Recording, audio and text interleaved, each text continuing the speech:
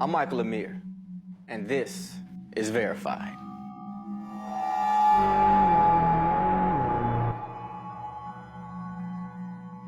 Let's jump into our first story. Now, unless you haven't been following the news or social media, you heard the latest case of police abuse. Well, this isn't the latest case, it's one of the latest cases. There's a new case every day. But this recent event happened May 27th in Phoenix, Arizona. Drayvon Ames, 22, and his fiancée, Aisha Harper, 24, along with their two young daughters, London Drake, who was 1, and Island Drake, who was 4. Now, the family visited a Family Dollar store. Unbeknownst to the parents, one of the children grabbed and walked out with the doll. The employee who witnessed it called the police. The police responded. They followed the family to an apartment complex, and that's where it all began. Let's play the video.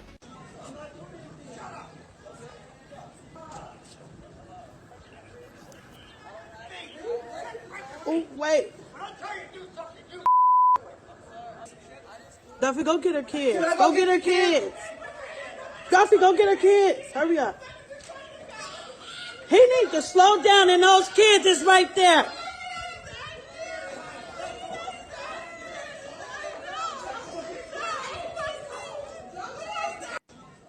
You gotta see the whole video.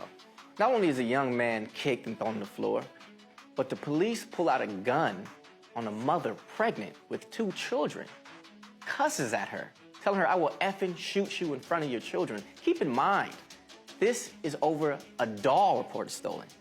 Now they're saying they have proof they stole aluminum foil or something, but the point remains, this is ridiculous. But now the parents have filed a civil rights claim. They said the officers injured her 1-year-old daughter by pulling on her by her arm when the mother wouldn't give her to the police officer. Now, the county is not standing by the police officers. The Phoenix Police Department Chief, Jerry Williams, told the public that an internal investigation is being conducted over this incident. She said, and I quote, "I, like you, am disturbed by the language and the actions of our officer." She went on to say, "I assure you that this incident is not representative of the majority of Phoenix police officers who serve this city." I hope she's right. But not only is the chief apologizing, the mayor of Phoenix is now coming out apologizing. Phoenix Mayor Kate Gallego says, "The police officers' actions were, quote, completely inappropriate and clearly unprofessional," calling the recordings beyond upsetting. The couple is demanding $10 million from the city of Phoenix.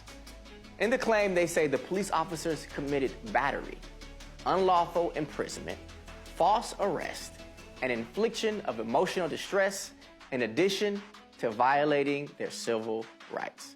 Go back and watch the video. It's going to be hard to not agree with them. Now, Jay-Z is stepping in.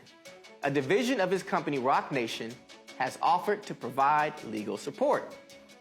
Team Roc has secured high-profile attorney Alex Spiro to join the family's legal team, pro bono, and plans on filing against at least one of the officers for child neglect. In a statement for Roc Nation, the managing director of philanthropy, Dania Diaz, said the incident was, quote, absolutely sickening. There is no place for that behavior in our world, she said, let alone our justice system. We are calling for the immediate termination of the police officers in question. She ended by saying, "We are committed to supporting the family to ensure that justice is served." I think Jay-Z is setting a great example by doing this. This isn't the first time Jay-Z's helped those in need of justice. He has a solid track record of this kind of work. You know, it's our duty to stick together as a community, and I commend those with means coming forward to assist in these situations. Now, this is not going to fix the problem of police brutality and police abuse. Firing one police officer isn't going to change much. It's a step, but it's not going to change it. Go back and look at the video. In the video, that wasn't an issue of training. That was hate. That was wickedness. This is a complete system that has to be uprooted. You can't police our communities if you hate the people in our communities. The people in our communities need to be policed by those from the communities or empathy with people in the community. Otherwise, nothing's going to change. But As a first step, the least they can do is fire those cowards like that and others who commit these kind of brutalities. Now, moving on. Trump. The U.S. is sending 1,000 troops to the Middle East amid tensions in Iran. Acting Secretary of Defense Patrick Shanahan announced Monday that President Trump's administration will send 1,000 troops to the Middle East. We are getting closer and closer to war. Now, this is what's been going on. The Trump administration blamed Iran for the attacks of 2 oil tankers in the Gulf of Oman, which is near Iran. These were Japanese ships with American interest. American officials are saying the vessel was attacked by mines and released a video that it said showed an Iranian vessel removing an exploded mine from one of the ships. Trump is quoted saying to Fox News, "Iran did do it, and you know they did it because you saw the boat." Now that's Trump's side. Now the people who are actually on the boat see and have a different story. Yutaka Kadada, the president of the company which owns the ship, says, "We receive reports that something flew towards the ship," which is different than Trump's mine theory. "I do not think there was time for bomb or an object attached to the side of the ship," he said. The crew are saying it was hit with a flying object. They say something came flying towards them, then there was an explosion, then there was a hole in the vessel, he said. Now, on top of that, Iran's foreign minister, Javad Zarif, tweeted that the U.S. immediately jumped to make allegations against Iran without a shred of factual or circumstantial evidence. Only makes it abundantly clear that the B team is moving towards Plan B, sabotage diplomacy. He then went on and tweeted, "Suspicious doesn't begin to describe what likely transpired this morning." Iran's not buying it. They said they didn't do it. They think somebody's playing the game. Now, Pompeo held a brief press conference this morning at MacDill Air Force Base in Florida and said, quote, "President Trump does not want war." But he also said they are ready to respond to any threat to Iran. So America's saying Iran is doing all this bombing. Iran is saying, America, you're lying. You just want to start a war. And Japanese facts don't line up with America's so-called facts. So you be the judge. Now, lastly, a big announcement. Facebook announced a new cryptocurrency and is set to launch the first half of next year, 2020. Here are a few things you should know about Libra. First, Facebook wanted to make it clear that Libra will not be ran by Facebook, but rather by a nonprofit association supported by a range of companies and organizations. Facebook is currently joined by 27 other companies.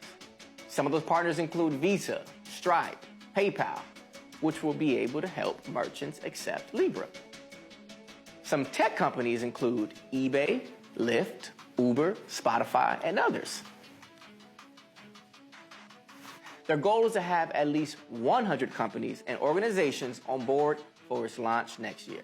Although Facebook is saying they will not control Libra, what they did announce that they will launch what they call the Calibra digital wallet.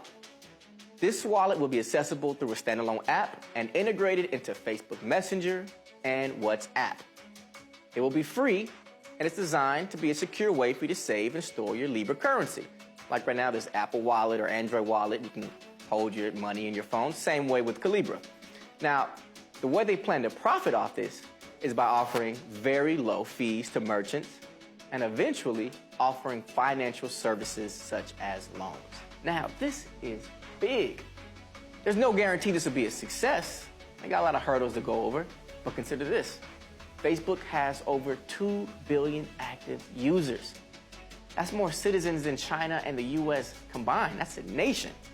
Enough people to start your own currency. And they hope one day to rival the dollar. Now, Facebook's goal is to make sending money as easy as sending a picture. And everyone isn't happy about it. A lot of companies like Western Union, who make their money off people, especially migrants, who don't have bank accounts. They send and receive money through companies like Western Union. So now for people to just need an app to send and receive money like they do pictures, a lot of companies are going to be in trouble. But we'll see. Tell me what you think. Leave a comment below. Remember, like, share, subscribe, and tune in every day. Until next time, I'm Michael Amir, and this is Verified.